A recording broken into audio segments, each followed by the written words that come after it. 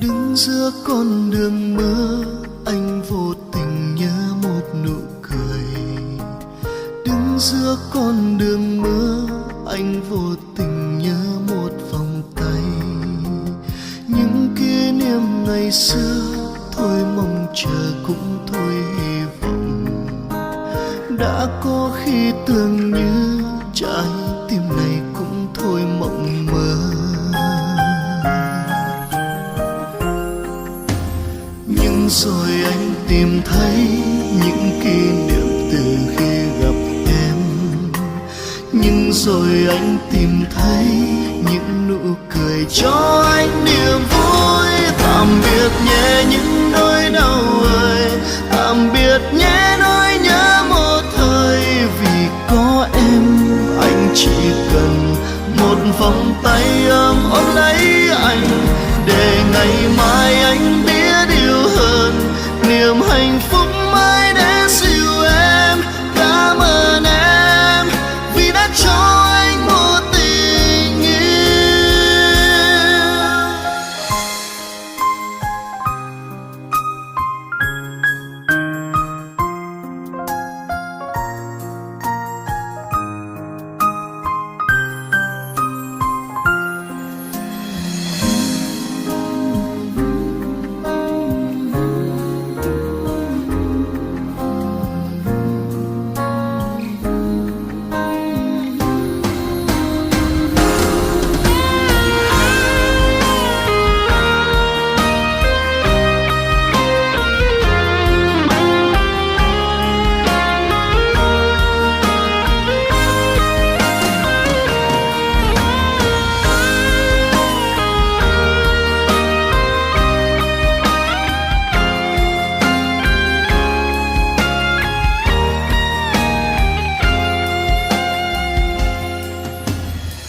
Giữa con đường mơ, anh vô tình nhớ một nụ cười. Đứng giữa con đường mơ, anh vô tình nhớ một vòng tay. Những kỷ niệm ngày xưa thôi mong chờ cũng thôi hy vọng. Đã có khi tưởng như trái tim này cũng thôi mộng mơ.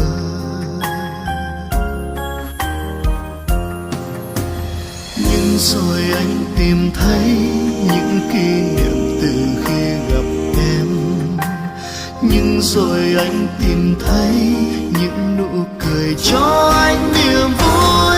Tạm biệt nhé những nỗi đau ơi, tạm biệt nhé nỗi nhớ một thời. Vì có em anh chỉ cần một vòng tay ôm lấy anh, để ngày mai anh biết yêu hơn. Niềm hạnh phúc mãi đến dìu em. Cảm ơn em vì đã cho anh một tình yêu. Tạm biệt nhé những nỗi đau ơi, tạm biệt nhé nỗi nhớ một thời. Vì có em anh chỉ cần một vòng tay ôm lấy anh, để ngày mai anh biết yêu hơn.